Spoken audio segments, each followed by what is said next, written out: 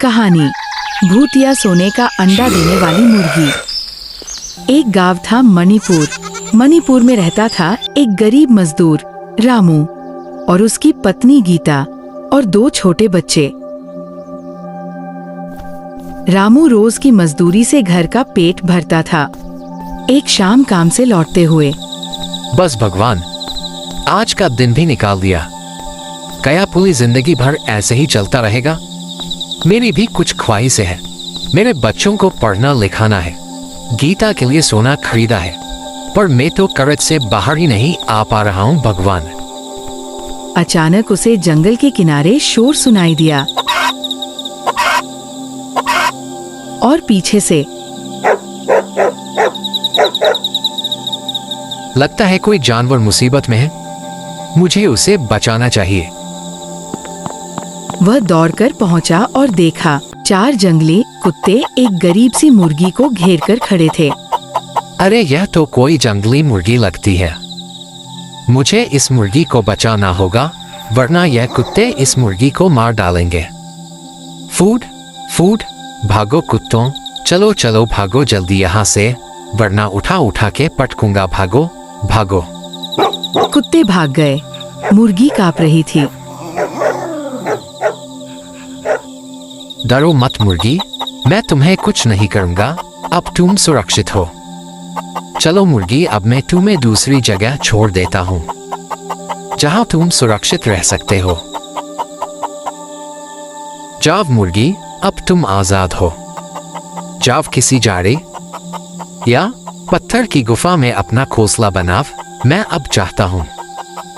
वो उसे दूर छोड़ आया, पर थोड़ी ही देर में मुर्गी फिर उसके पीछे पीछे आ गई। रामू हैरान, अरे मुर्गी, तुम वापस आ गई मेरे पीछे पीछे। मैं तुम्हें कितनी दूर तक छोड़ आया था, तब भी मेरे पीछे पीछे आ गई। मैं तुम्हें अपने साथ नहीं रख सकता। मेरे पास तो तुम्हारे खाना खिलाने के लिए भी पैसा नहीं है। तभी पीछे से फिर वही कुत्ते आ गए। अरे ये कुत्ते भी आ गए। लगता है किस्मत भी यही चाहती है कि तू मेरे साथ चल। अब तो तू मेरे साथ ही चल। और वह मुर्गी को घर ले आया। रामू मुर्गी को लेकर घर पहुंचा तो गीता चौंक गई। सुनिए जी, आप इस मुर्गी को यहाँ क्यों लेकर आए हो? जब मैं काम करके जंगल से आ रहा था, तभी मैंने देखा कि कुछ कुत्ते एक मुर्गी को मारने वाले थे। तभी मैं जाकर इस मुर्गी को बचाया और दूसरी जगह पर छोड़ दिया। लेकिन यह मुर्गी मेरे पीछे पीछे आने लगी। मैं इस मुर्गी को फिर से दूसरी जगह छोड़ने की सोची, लेकिन वो कुत्ते फिर से आ गए। मजबूर होकर इस मुर्गी को घर ही लाना पड़ा। ठीक है, अगर बचा कर लाए हो तो रख लेते हैं, पर हम इसको क्या खिलाएंगे? ना हमारे पास पैसे हैं, ना खाना। सुबह का थोड़ा सा खाना बचा था, वह मैंने बच्चों को खिला दिया। अब हम दोनों को आज भूखा सोना ही पड़ेगा। मम्मी पापा, यहाँ देखिए, हम मुर्गी के लिए चारा लेकर आए हैं। अरे तुम दोनों मुर्गी के लिए चारा कहाँ से लेकर आ गए? जब आप दोनों बातें कर रहे थे, तब हम अपने दोस्त के घर से मांग कर ले आए। उसके पास भी मुर्गियाँ है। उसे हमने बोला कि हमारी मुर्गी के लिए थोड़ा सा चारा दो ना। उसने खुशी खुशी दे दिया।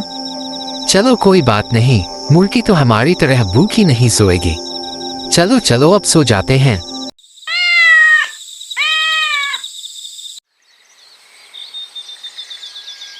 रामू सुबह सुबह नदी किनारे बैठा था। भगवान को अपनी तकलीफ बता रहा था। हे भगवान, अब तू ही कुछ रास्ता दिखा। ना पैसे है, ना खाना, अब तो मेरे पास कुछ काम भी नहीं है। कल रात तो बच्चों ने खाना खा लिया, लेकिन आज क्या खिलाऊंगा? मैंने हमेशा लोगों की मदद की, लेकिन मुझे क्या मिला? कुछ भी नहीं। मुझे कोई काम भी नहीं दे रहा। चलो कोई बात नहीं, मैं अब घर जाता हूँ। लगता है भगवान ने भी मुझसे मुंह मोड़ लिया। अरे रामू, तू इतनी सुबह सुबह यहाँ क्यों बैठा है? क्या करूं माधव मेरे दोस्त, ना अनाज है, ना पैसे, ना कोई काम है। बच्चे भूखे हैं, उनको खिलाने के लिए भी कुछ नहीं है।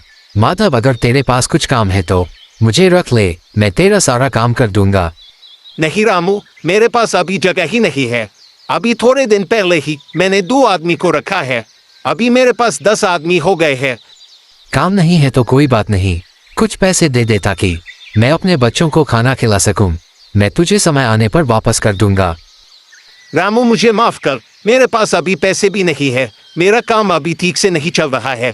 मेरे 100 गेहूं की बोरियों के पैसे अभी तक नहीं आए हैं। माधव ने तो रामू को पैसे देने से मना कर दिया। फिर उसे रास्ते में मंगा दादा मिलते हैं। मंगा दादा, आओ आओ रामू, क्यों, क्या हुआ आज? मेरी याद कैसे आ गई? लगता है आज कुछ काम है। हाँ मंगा दादा, घर में अनाज का एक दाना भी नहीं है, ना रुपए का एक सिक्का भी। अगर आपके खेतों में कुछ काम मिल जाता तो मैं अपने बच्चों का पेट भर पाओ। नहीं रामू, मुझे माफ कर, मेरे खेतों में आप कुछ काम नहीं है। मंगा दादा कुछ पैसे दे दीजिए, मैं सुबह से भटक रहा हूँ, कोई भी मुझे पैसे नहीं दे रहा, आप तो दे दीजिए। अरे रामू, तुझे थोड़ी सी देर हो गई। अभी अभी मेरा साला मुझसे मेरा सारा पैसा ले गया अपने बिजनेस में लगाने के लिए। अब मेरे पास फूटी कौड़ी भी नहीं है। ठीक है मंगा दादा, अब भी चलता हूँ। मगा दादा ने भी उसे पैसे देने से मना कर दिया। रामू हर किसी से पैसे या कुछ काम मांगता था, लेकिन हर कोई उसे मना ही करता था। फिर वो हार मानकर अपने घर चला जाता है, पर उसे क्या पता था कि उसकी किस्मत में कुछ और ही लिखा था।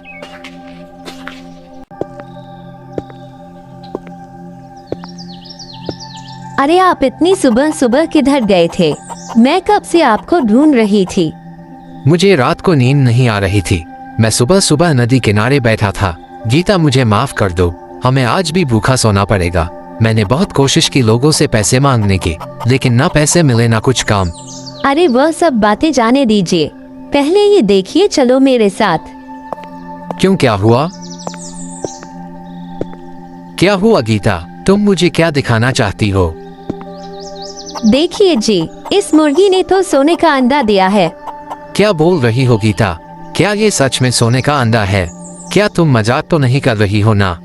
हाँ जी, यह सच में सोने का अंडा है। मैं भी पहली बार देखा तो मुझे भी विश्वास नहीं हुआ, पर मैंने चेक किया, ये सच में सोने का ही अंडा है। अगर यह सच में सोने का अंडा है तो हमारी सारी गरीबी मिट जाएगी, हम और हमारे बच्चे भूखे नहीं सोएंगे। पर यह कैसे हो सकता है?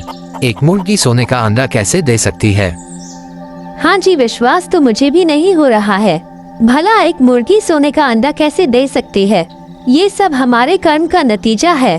किसी ने सही कहा है, भगवान के घर देर है अंधेर नहीं।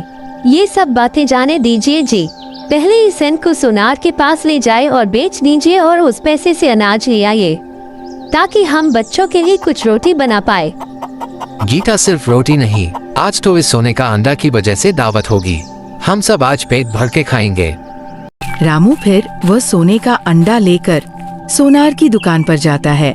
फिर वहाँ से पैसे लेकर अनाज की बोरियां लेने जाता है। उस रात रामू, गीता और उसके बच्चों ने पेट भरकर खाना खाया। पापा, मैंने आज तो पेट भर के खाना खाया। क्यों, खाना खाकर मजा आ गया ना? आज तो मजा आ गया। क्या हम कल भी ऐसा खाना खाएंगे पापा? मुझे अब भूखा नहीं सोना। हाँ बेटी, अब से हम रोज ऐसा स्वादिष्ट खाना खाएंगे। ये सब भगवान की वजह से हुआ है। हमेशा सच्चाई का रास्ता चुना और किस्मत से डटकर लड़ना, जीत तुम्हारी होगी। और हाँ, भगवान से प्रार्थना करना कि हमें ऐसा रोज स्वादिष्ट खाना मिले, ठीक है ना? ठीक है पापा, मैं अब रोज भगवान से रिक्वेस्ट करूंगी कि हमें खाना मिले। दोनों ने अंडा बेचकर घर में राशन खरीदा, बच्चों के लिए नए कपड़े और एक छोटी सी बकरी भी। हर दिन मुर्गी एक सोने का अंडा देती। धीरे धीरे उनका जीवन बदलने लगा। लोग पूछते, रामू, तुम्हारी कमाई अचानक इतनी कैसे बढ़ गई? रामू बस मुस्कुरा देता।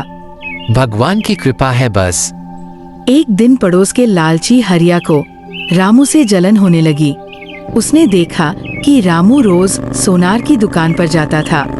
वह भी उसके पीछे पीछे गया और पेड़ के पीछे छुपकर देखा कि रामू सोनार को सोने का अंडा दे रहा था। उसे शक हुआ। अच्छा, तो ये रामू रोज रोज सोने का अंडा देने आ रहा था, इसीलिए वह इतना अमीर बन गया।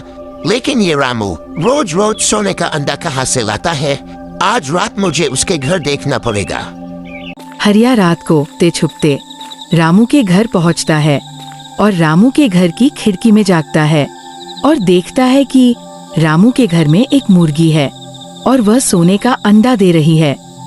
सोने का अंडा देने वाली मुर्गी को देखकर हरिया के मन में लालच आ गई। अरे भगवान, ये मुर्गी तो सोने का अंडा दे रही है। अगर ये मुर्गी में चुरा लूं तो मैं तो लखपति बन जाऊंगा।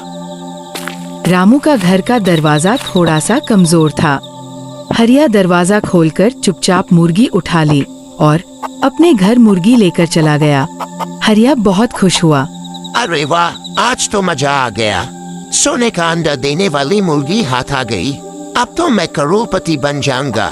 नाचो नाचो नाचो। अचानक वह मुर्गी भूत में बदल गई। अरे मम्मी, यह मुर्गी तो भूत निकला। हाँ, मैं भूत हूँ। अब तुझे भी मार मार के भूत बना दूंगा। भला ये कैसी बात है? रामू को सोने का अंडा मुझे मार, मुझे भी सोने का अंडा चाहिए। और तुम भूत हो तो रामू के घर क्यों रह रही हो? क्योंकि मेरी कहानी भी रामू की तरह है। मैं भी गरीब था, मुझे किसी ने ना खाना दिया, ना पैसे दिए। भूखे पेट तड़प तड़प के मैं मर गया और भूत बन गया। जब मेरी शक्तियाँ कमजोर थी तब रामू ने मुझे कुत्तों से बचाया और घर लेकर आ गया और मुझे खाना भी खिलाया। अब से मैं पूरी जिंदगी भर रामू के साथ रहूंगा और इसका सहारा बनूंगा। ये बोलकर वो भूत हरिया को मरने लगा। अगर तूने रामू के खिलाफ कोई साजिश की तो मैं तुझे मार मार कर चीटी बना दूंगा और खा जाऊंगा। और हाँ, ये बात रामू को पता नहीं चलनी चाहिए कि मैं एक भूत हूँ।